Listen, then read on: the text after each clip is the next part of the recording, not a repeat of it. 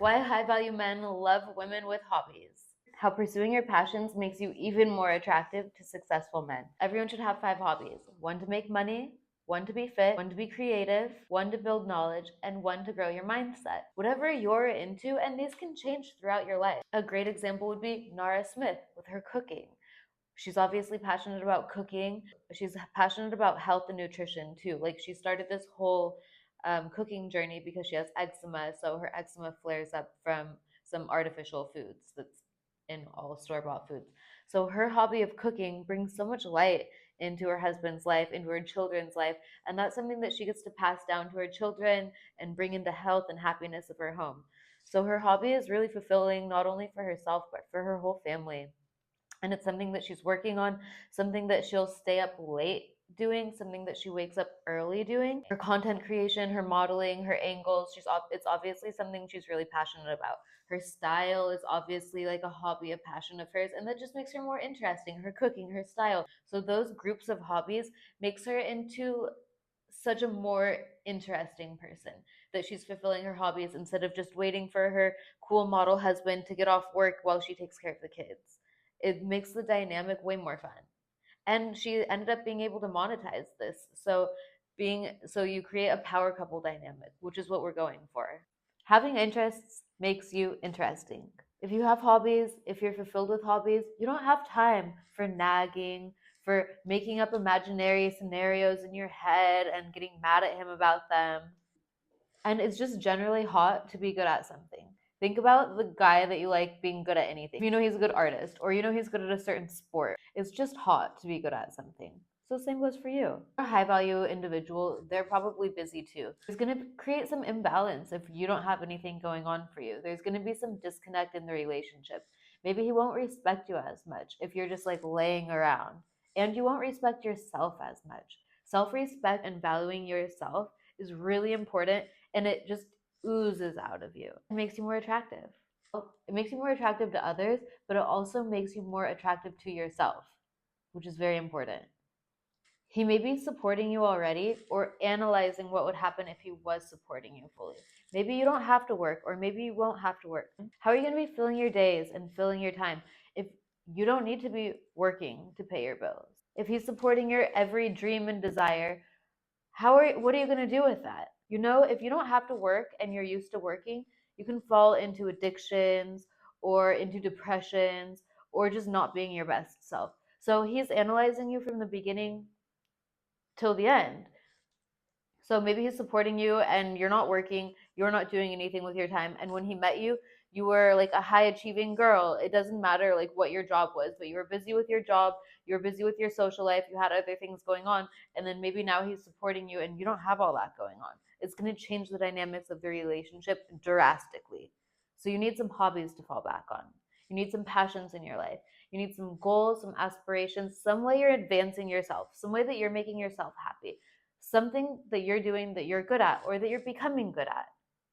It makes you endlessly attractive to work on yourself.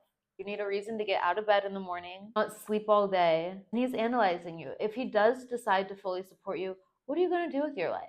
How are you going to spend your days? Watching TV all day, not having a reason to get out of bed is depressing. And you don't want to be with someone living a depressing lifestyle, especially if you're out there making big moves and then you come back and your lover is just depressed on the couch. Like it's just not hot. It's just not hot for your partner if they're the only thing that you have going in your life, if they're the only thing you're looking forward to in your life.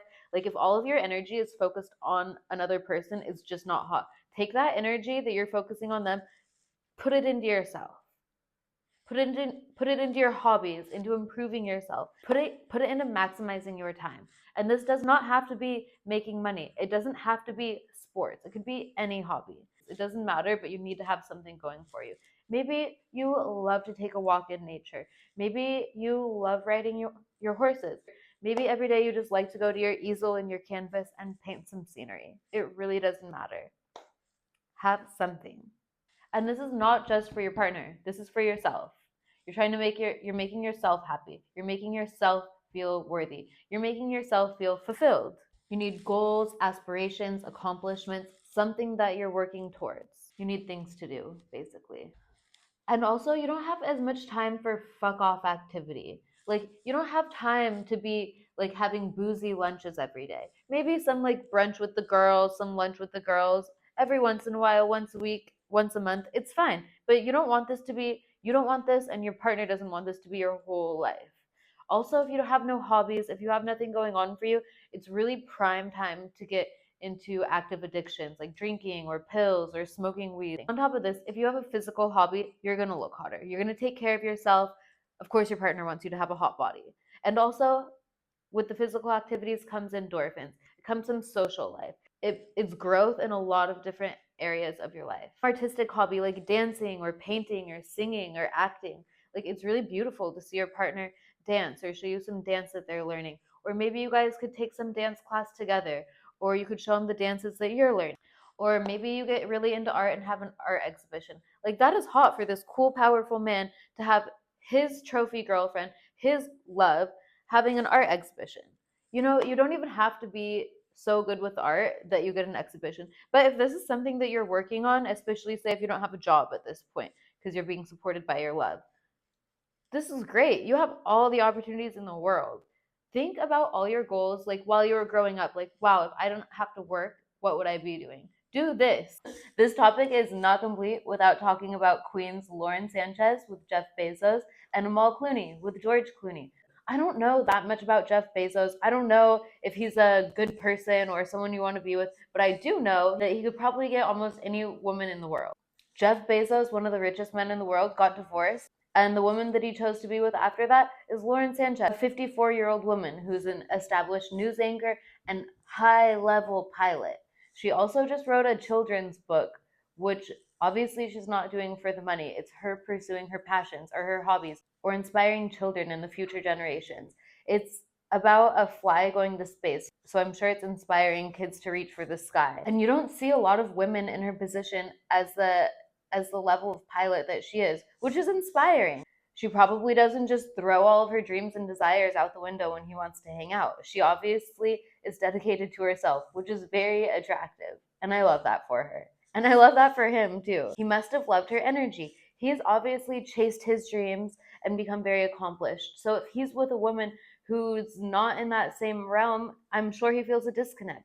He could get with any hot 19-year-old girl, but he chose an established woman in her 50s. It says a lot right there. I love Amal Clooney as an example too.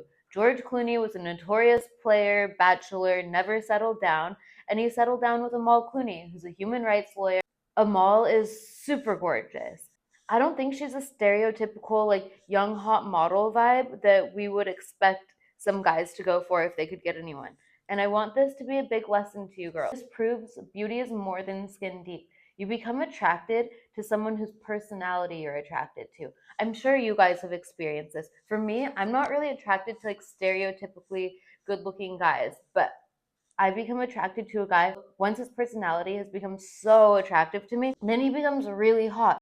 Another example is Shira Seven, the sprinkle sprinkle lady. Like she has a provider man, she doesn't have to work, but she's obviously passionate about YouTubing, content creation, connecting with people that way, and giving advice. Also, if you're in a position where other people want to be, people are probably looking for your advice. Shira Seven's content, I feel like, is something similar to like a women's circle. Like she's helping these girls out. That's cool. It creates great energy to interact with people that want to be where you're at, and then you can give some advice.